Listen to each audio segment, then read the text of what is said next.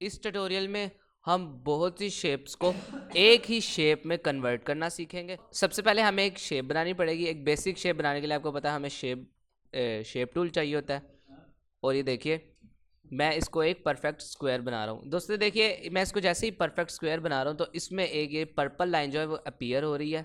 ठीक है, अगर आपके सीपीयू में अपीयर नहीं होती तो इसको इनेबल करने के लिए आपको सबसे पहले अपने ऊपर ये जो बार आ रहा है जिसमें ऑप्शंस हैं इसमें से व्यू में क्लिक करना है और यहाँ से स्मार्ट गाइड्स का ऑप्शन है, इसको इनेबल कर लेना है। जैसे देखिए मेरा इधर टिक का निशान आ रहा है, मतलब ये मेरा इनेबल है। नाउ देखिए ये मैंने एक शेप बना लिया है। अगर मैं इसकी स्ट्रोक बढ़ाना चाहूँ तो मैं इधर से सिंपली बढ़ा सकता हूँ। जैसे कि फॉर एग्जांपल मैं इसकी कर देता हूँ स्ट्रोक 9।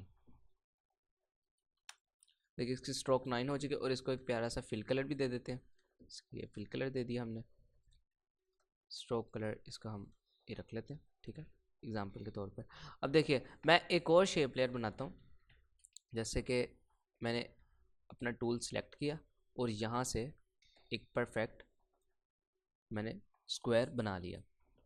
अगर दोस्तों इसकी मैं फिल अगर हटाना चाहूँ तो इसके लिए सिंपली मुझे यहाँ से ये जो मेरा नन का ऑप्शन है इस पर क्लिक करने से इसकी फिल चली जाएगी। और दोस्तों अगर मैं इन दोनों को हाईलाइट करना चाहूँ, जैसे कि अभी ये मेरा फिल कलर इधर हाईलाइट है, अगर मैं इस स्ट्रोक कलर हाईलाइट करना चाहूँ तो उसके लिए मैं सिंपली इस पर क्लिक कर सकता हूँ या फिर अपने कीबोर्ड से एक्स प्रेस करके ये मैं हाईलाइट कर सकता हूँ। जैसे देखिए मैंने एक्स प्रेस किया तो ये अब स्ट्रोक कलर हाईलाइट हो गया और ये इस तरह से एक्स प्रेस दोबारा करूँगा मैं तो ये हमारा जो फिल कलर है वो हाईलाइट हो जाएगा। नाउ अगर मैं इनको फ्लिप करना चाहता हूँ, तो इसकी एक शॉर्ट की है शिफ्ट एक्स। फ्लिप करने से मुराद ये है कि जैसे जो इसका स्ट्रोक कलर था वो इसकी फिल में आ जाएगा और जो इसका फिल कलर था वो इसकी स्ट्रोक में आ जाएगा। यही सेम काम यहाँ से होता है। जैसे देखिए आप ये एरोज देख रहे हैं, अगर मैं इन एरोज पर क्लिक करता हूँ तो देखिए मेरे जो कलर्स हैं वो फ्लिप हो रहे हैं। ठीक है, जैसे देखिए मैंने इनको फ्लिप कर दिया और ये वापस आ गए। नाउ अगर अब मैं इन दोनों को एक ही शेप में कन्वर्ट करना चाहूँ, जैसे कि आप देख सकते हैं दोनों अलग अलग शेप लेयर्स हैं। अगर मैं इनको एक ही शेप में कन्वर्ट करना चाहूँ, मैं एक सिलेक्शन टूल की मदद से एक सिलेक्शन बनाऊंगा जिसमें दोनों मेरे टूल सिलेक्ट हो जाएंगे, दोनों शेप्स सिलेक्ट हो जाएंगी। और यहाँ से एक हमारे पास टूल होता है जिसका नाम है शेप बिल्डर टूल, जिसकी शॉर्ट की है शिफ्ट एम। अगर मैं शिफ्ट एम अपने कीबोर्ड से प्रेस करूँ तो देखिए शेप बिल्डर टूल हमारा जो है वो एक्टिव हो जाता है।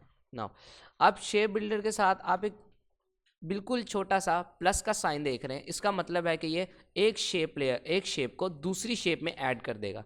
अगर मैं ऑल्ट दबाता हूं तो देखिए जो प्लस का साइन है ये माइनस में चेंज हो गया। माइनस का मतलब है कि अगर मैं इसको जितनी भी शेप्स के ऊपर से लेके जाऊंगा ये उन सब को आपस में सब्ट्रैक्ट कर देगा।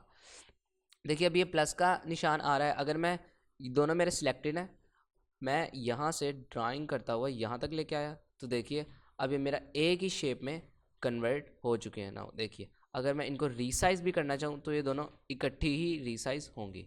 ठीक है, ये एक बड़ा ही इम्पोर्टेंट फीचर है इलस्ट्रेटर में शेप बिल्डर टूल।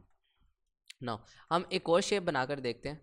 अगर जैसे कि हम एक हेक्सागोन बनाते हैं, ये देखिए अगर मैं स्पेस बार अपना प्रेस करूं तो मैं इसको नीचे भी ला सकता हूं और इसको मूव ऑन कर सकता हूं। शिफ्ट दबा के रखूंगा तो ये देखिए ये मेरा बिल्कुल ही एक इक्वली बनेगा।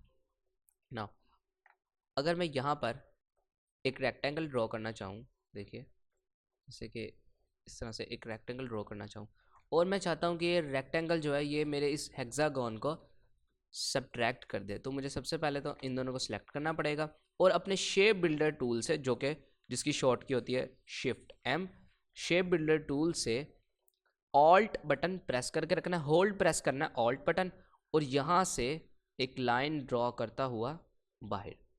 ये देखिए जैसे कि आप देख सकते हैं ये सब्ट्रैक्ट जो है जितना जितना एरिया मैंने सब्ट्रैक्ट किया वो सक्सेसफुली कंप्लीट हो चुका है। ठीक है, मैं इनको डिलीट करता हूँ, एलिप्स सेलेक्ट कर रहा हूँ और कुछ इस तरह से शेप एक बना रहा हूँ।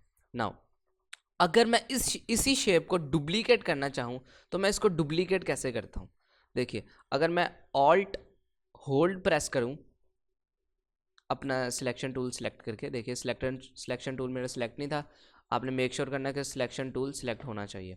अगर मैं ऑल्ट प्रेस करूँ तो और इस शेप को ड्रैग करके अपने आर्टबोर्ड पर कहीं भी लेके जाऊँ, जैसे देखिए मैंने यहाँ पर इसका ड्रैग एंड ड्रॉप कर दिया, तो देखिए ये हमारा जो है डुप्लीकेट हो चुकी है। इसी तरह से ऑल्ट प्रेस करके अगर मैं फिर से इसको कहीं और लेके जाऊँ और सो ऑन, इसको जितना मर्जी मैं डुप्लीकेट कर सकता हूँ। ठीक है, मैं इसको कंट्रोल जी कर रहा हूँ। नाउ अब मैं इसको कुछ फिल कलर्स देता हूँ, जैसे कि इसको कुछ फिल कलर्स हम दे लेते हैं। इसके एक फिल कलर है, इसकी स्ट्रोक हम नन कर देते हैं। स्ट्रोक नन करने का मैंने आपको बताया था, इनको हाईलाइट करने के लिए हम एक्सप्रेस करते हैं और यहाँ से हम इसकी स्ट्रोक जो है नन पे क्लिक कर देते हैं। ठीक है, अब अगर मैं इसको डुप्लीकेट करना चाहूँ अगेन, मैं इस तरह से इसको डुप्लीकेट कर सकता हूँ।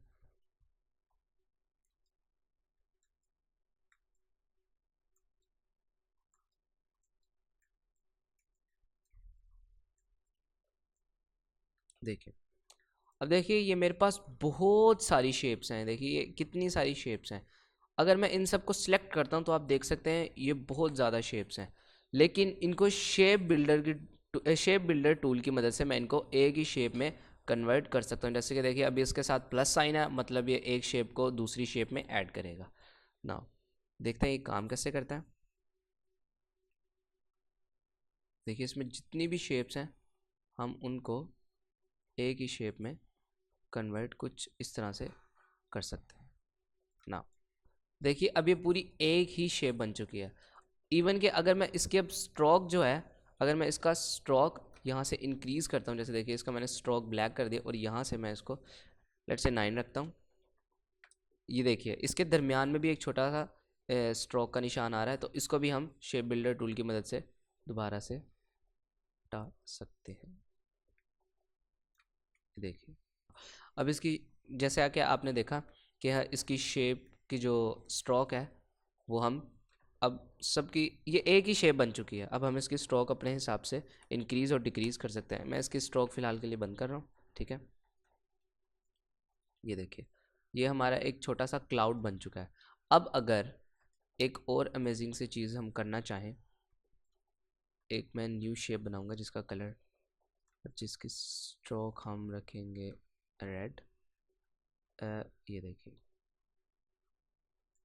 इस तरह से, और इसी को ही मैं अपने ऑल्ट की मदद से डुप्लीकेट कर रहा हूँ।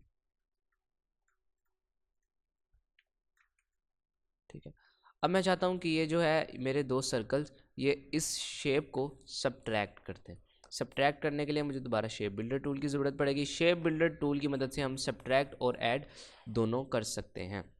नाउ अगर मैं ऑल्ट प्रेस करूँ और इस शेप पर वन टाइम क्लिक करूँ तो आप देखिए कि इसने जो है वो मेरे पिछली शेप के साथ इसको सब्ट्रैक्ट कर दिया। ना अगर आप देखें तो यहाँ पर एक छोटा सा एंकर पॉइंट नज़र आ रहा है। अगर हम इसको सब्ट्रैक्ट करना चाहते हैं ऑल्ट प्रेस करें और साथ होल्ड शिफ्ट प्रेस करें और एक सिलेक्शन आपकी तैयार हो जाएगी। जैसे कि सिलेक्शन है, इसमें जो भी चीज़ आएगी ये सिलेक्शन टूल मेरा उसको सब्ट्रैक्ट कर देगा। देखिए अब अगर मैं अपने वापस सिलेक्शन टूल में जाऊँ तो देखिए एक अमेजिंग सी शेप बन चुकी है।